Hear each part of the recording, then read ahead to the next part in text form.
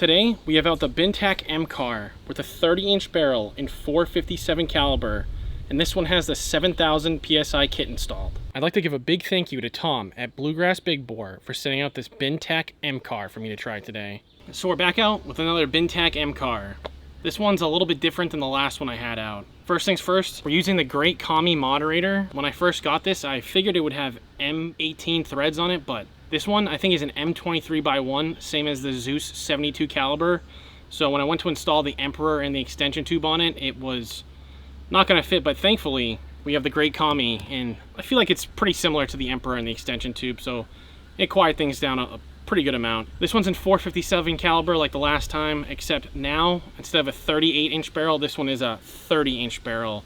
And instead of being capped off at 4,500 PSI, this one has the 7,000 PSI kit. Now since this can fill to 7,000 PSI, I wanted to take full advantage of that, and we filled this up with the AEA 7,000 PSI compressor, except I kind of ran into a little bit of a snag.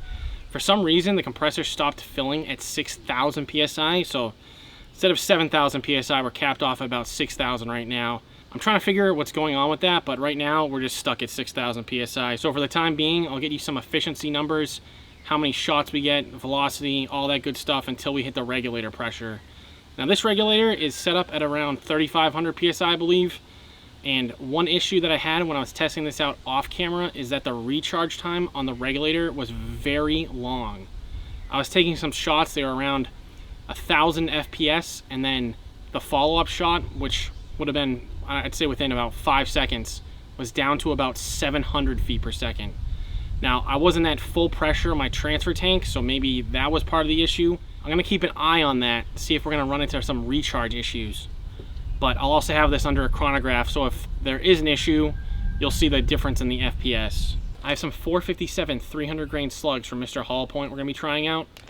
We'll test these out first. If we run into any issues, or I think I have other ammo that'll perform better, I'll switch it up. But for the time being, I have a bunch of this that I wanna try out, so that's what we're gonna start off with. One thing before we get started, this comes with 2 6-round magazines. Now, the exterior of this is all metal, but the cover is plastic, and I believe the internals are plastic as well. One thing to know is both of these plastic covers are cracked, but granted, this is a loaner gun, and I have no idea how many people have seen this and tried it out. But one thing to know is don't over tighten these screws, because you will crack that plastic. And also I had to loosen this one up because it was extremely hard to rotate the cover with it being as tight as it was. This other one, I think the tension on it needs to be adjusted. I'm not sure if someone took this apart and didn't put it back together correctly, because this one's set up and it's absolutely perfect. This one, I just don't want to take it apart and break it by accident, because some of these AEA mags, the components inside are so fragile with the plastic parts that it's probably going to be pretty easy to break this if you're not doing it correctly. I had to do a couple of these mag adjustments on my AEA SF, and I think I got, it was like 4 or 5 that worked well, but one of them, there's just this little tiny sliver of plastic that broke off, and I just don't want to break these. So I'm only going to use 1 magazine at a time, which will probably be more than enough, especially if this regulator is going to take a lot of time to recharge. So I'm just going to have to keep an eye on that. I'll have a camera going, watching the recharge time, but hopefully things go better now that we have more pressure in the gun. So let's get started. Actually, I lied, one more thing. I'm gonna be wearing this towel on my head that's soaked in water, because taking medication right now that makes me feel like absolute crap and makes me sweat and extremely hot, so this will keep me cool because it's pretty warm out right now, and I probably wouldn't be able to make this video without cooling myself off, because the medication really messes me up. So now let's get started. Okay, a couple more things because they just keep popping up. I'm gonna be using my ghetto pod, because the monopod that comes with the MCAR, I just don't think it has enough adjustability. I'd honestly prefer just a little Picatinny rail down there that I can attach my own monopod, because this one here adds so much more adjustability than the stock one. So I have that on there. Number 2, I might have to run my inline regulator on this gun, because for some reason, when I tested this out, it was at like 3,200 PSI. But as I fill this to 6,000 PSI, the regulator is closer to 4,000 now. So I don't know if the regulator is creeping, which it probably is, because I don't know what else would cause it to climb like that, but we're just gonna keep that in mind. We're at 6,000 PSI, so I'm just gonna get a shot count. The shot count's probably gonna be a little off now, because the regulator is about 600, 700 PSI higher than what it was last time, so that is what it is right now. Last one, number 3, my target stand is on the table down there. I don't want it near the ground because where I'm shooting these big bores, once the round goes down range, I'm basically plowing a hole into my yard. There'll just be like lines where the slugs went through, so I don't want to destroy my yard. So I have that pointed down range at my berm. So in case you're wondering why I have a target stand on top of a table, that's why. So, all right, let's get started.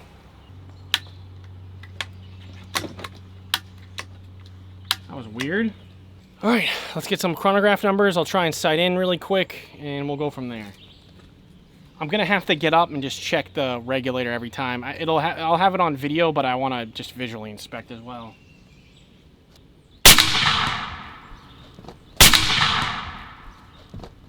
.909 feet per second.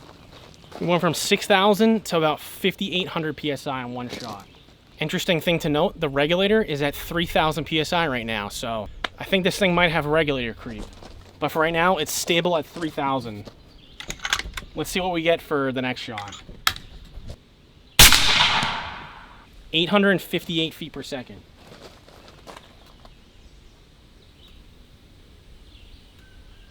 Now, I think something must be off with this because that last round just used 1,000 PSI. We're at 4,800 right now. 876 feet per second. Another 1,000 PSI is gone. I really don't know what's going on with this. Regulator is back at 3,000. Regulator dipped to 2,000. Let's see where we're at for pressure. We're at about 2,800 PSI, so now we're definitely below the regulator pressure with only, what was that, like 4 or 5 shots? I'll have the count on the screen because I kind of lost count right now, so whatever it is. Regulator's back at 2,800 PSI, so there is some long recharge time. We're creeping the reg once we filled it, but that seemed to stop after the first shot. But the efficiency is... I feel like something's wrong with this right now. There's no way it should be using that amount of pressure. It's using more pressure. It's using more air than the Zeus right now, so I just feel like something's off. I'll do one last shot. 867 feet per second.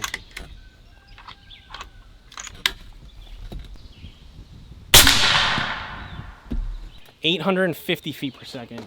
5 shots later, we went from 6,000 PSI to 2,000 PSI. So I'm gonna break out my 2 transfer tanks. I guess we're just gonna go from there. I'll probably set that target up at 70 yards now because 30 yards really isn't much for this thing. So we'll step back to 70 and see how it goes from there. All right, I just finished the video, but I completely forgot to mention one thing. When I was filling the MCAR, I do not have a filter on that compressor. I asked about if we needed a filter, and apparently I'm not sure if this compressor actually requires one. When I did my fill, there was like pretty much 0 water or moisture or anything that came out when I bled the airline, so that's a good sign. But there was a filter option that was recommended. It just kind of confuses me because when you look on the website, it says it's a 7,000 PSI unit, and filter, at least I think it says the filter 7,000 PSI, but I don't know why it wouldn't be. If you're going to be using a 7,000 PSI compressor, why would they offer you a filter that's not 7,000 PSI rated? Because if you look at the filter itself, instead of it being a combo with the AEA compressor and the filter says it's 4,500 PSI. So I'm not even sure if there's even a filter available that will do 7,000 PSI. So that's kind of up in the air right now. If someone has a filter or knows of a filter that does that much pressure, I would really love to know, because you also, if it can do 7,000 PSI, you would need fittings that can handle 7,000 PSI, not 4,500 PSI or 5,000 PSI, because I'm honestly not really sure what fittings are available beyond 5,000 PSI. I can't really find anything unless you want to go into like some industrial level commercial line that I'm not even sure if it's the right fitting for this, because you're going to need a Foster fitting, but I don't know what the industrial lines are, like what end they have on them or whatnot. So it's kind of up in the air for me right now, and so far so good without the filter, but depending on the climate and whatnot, I'm just not sure what other people would require, so just keep that in mind as well. We're stepped up to 70 yards now. I have my 2 transfer tanks hooked up. The regulator is creeping up again, so I'm not really sure what's going on with that. I talked to Tom at Bluegrass Big Bore. I might have to swap this out, but I'm waiting for a confirmation because I think something's just messed up with this thing right now, but we're just gonna keep doing the video. I'll do 70 yards, 100 yards, and then if this thing just kind of like isn't it right now, we'll just blow some stuff up and have some fun, okay?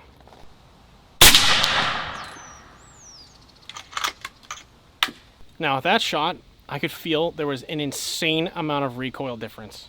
And with 2 transfer tanks, I honestly don't know how many shots we're gonna get because for some reason, this is just an air hog right now. I don't know what is going on.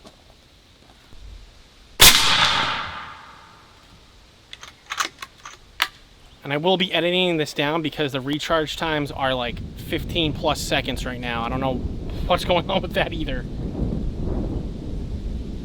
When I had the 4500 PSI kit out, it recharged in seconds.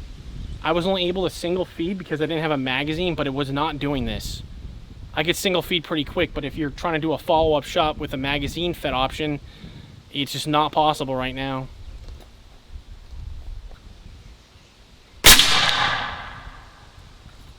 Two 98 cubic foot tanks, and this thing's gonna drain it so fast.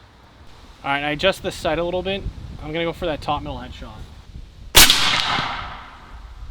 And I'm sorry to disappoint you today. We will have no Texas Star because the follow-ups are just gonna be so long, it's not even gonna be worth doing.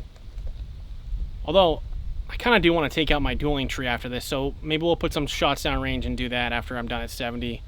I just want to put 2 more shots down range, see if we can stack them on top of that headshot. All right, we'll do 1 more round. I gotta reload and then we'll do the dueling tree. I have to say, one bonus though for this, the tether is not squealing like crazy. Because sometimes I have to turn these tanks off and then just in between shots turn them back on because you would not want to hear that noise going off 24/7. Want to hear the most annoying sound in the world?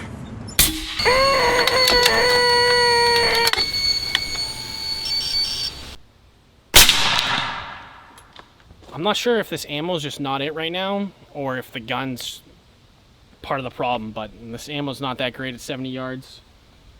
I might switch to something else, but I'm not really sure for this video. If there is actually something wrong with this gun, in that video I'll revisit a bunch of different ammo types, but I don't want to go too crazy today if it's just not going to work out. Alright, so let's reload and take on that dueling tree. Now that is one hell of a lovely noise. The thwack, and it just sends that steel flapping around like crazy. Well, with all this recharge time, it gives me some time to talk, but I don't know how many people are going to be interested in that.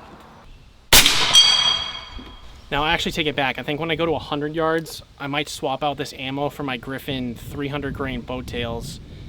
Pretty sure those are the ones I used last time when this was out, and they worked really, really well. So hopefully at 100 yards, we'll get a little bit... we actually might get a better group than we did at 70 with this ammo, but we'll just have to wait and see.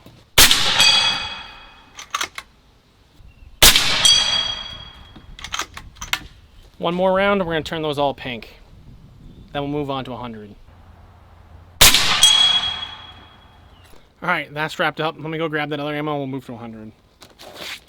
One really nice thing about these magazines, though, is that they're actually pretty accommodating. They're very wide, so you can get some pretty large ammo types in there. I think this is probably one of the tallest removable magazines that I've seen. 300 grain pellet in here, or slug in here rather. No issue. And the boat tails are pretty tall themselves. You could probably get heavier slugs in there, maybe like a 350, so pretty good for the magazine size. So many different air guns you want to put heavier slugs in, and they just don't have the ability to fit in the magazine, so it's kind of disappointing. This is not disappointing. Alright, I am gonna have to take like 2 shots on that dueling tree again because I have the paddles in front of my target, so let me just knock those out of the way. Okay, I think I deflected the round into the target, so just don't mind that one round that's in there. We're gonna go for center bullseye. Let me bump this up. Now, I did see a video, one that was made by Bintac, and there has to be something wrong with this regulator, because in the video, the recharge time was like pretty much instantaneous, so I still don't have word back yet. We're just going to keep doing this video. We'll just show you guys what's possible to happen with this right now. And then in the next video, if I can fix something on this gun without sending it back, if it's something stupid, we'll go over that. But if it needs to be sent back, I'll just have to do a follow-up with the new gun. Because it just something's off with this. I can tell by now, but it just is what it is. Wow.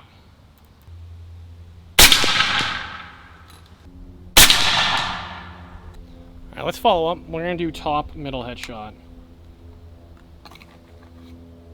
After that, we'll put a couple targets down there and just blow some stuff up. This video is probably going to be a little bit disappointing.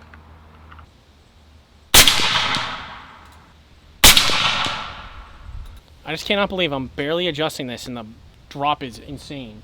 And I am waiting for the recharge on the reg, so the velocity should not be fluctuating enough to drop it that much.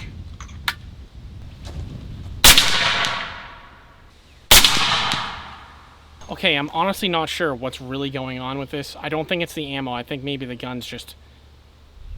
there's just something wrong with it. I don't think it's in a group any much better than that.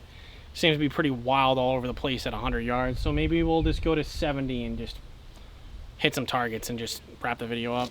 We're back at 70 yards. I just want to make sure I'm on target. I'm going to shoot the paper and then we have some... well, we have a variety of targets down there. We'll just blow those up.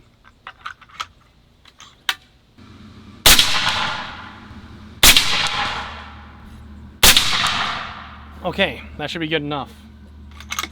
It's going to top off the mag and we're going to go from there. First up, we have a 12-ounce soda that we're going to crush.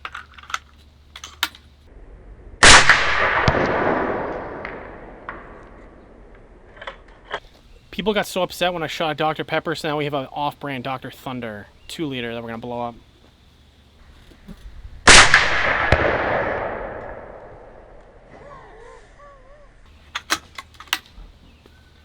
Now when I'm cocking that, the charging handle is binding again. It bound on the first attempt of me charging it. After that, I was like smooth as it could be, but now it's starting to bind up again.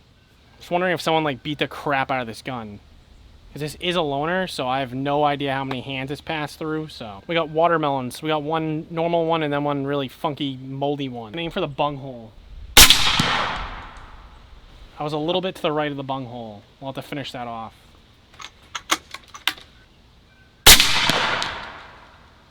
I'm amazed that thing did not explode. Alright, next up is the moldy melon.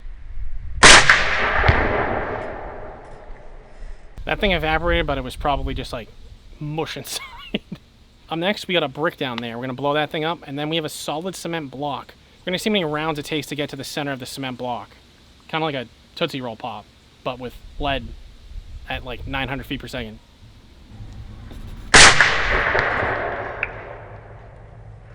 Alright, now we're moving towards that cement block. If you're going to make a guess, now's the time to submit your answer and how many rounds it's going to take. My guess,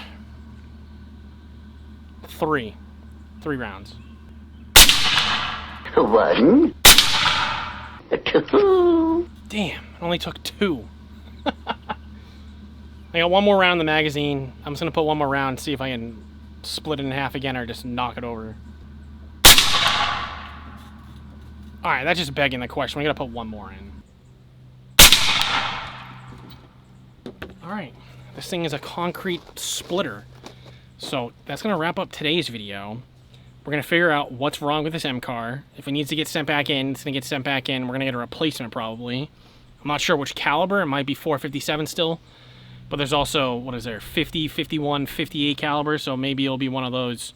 I just have a ton of ammo for this in 457, so that's the one I kind of wanted to go with, because I bought, like, I don't know, 20 different types of ammo to put through it, and was given probably 10 to 15 other different types to put through it, and the last time I had it out, I didn't really find a definitive answer on what worked best, because we were getting, like, groups that were pretty much hole in hole at 100, or hole touching hole at 100, but then we would get these crazy flyers, so I didn't know if it was like something with the gun, could have been the moderator, could have been the ammo, could have needed a velocity adjustment, something, but I'm hoping if I get a new one out, or this one gets fixed, or we figure out what's wrong, that hopefully I can kind of fine tune and try out some more ammo, because I really want to figure out what's the best thing through this thing, and we never figured out that last time, so hopefully that's what we get to do next time, because something seems very off with this right now, and I couldn't tell you what it is. So with that,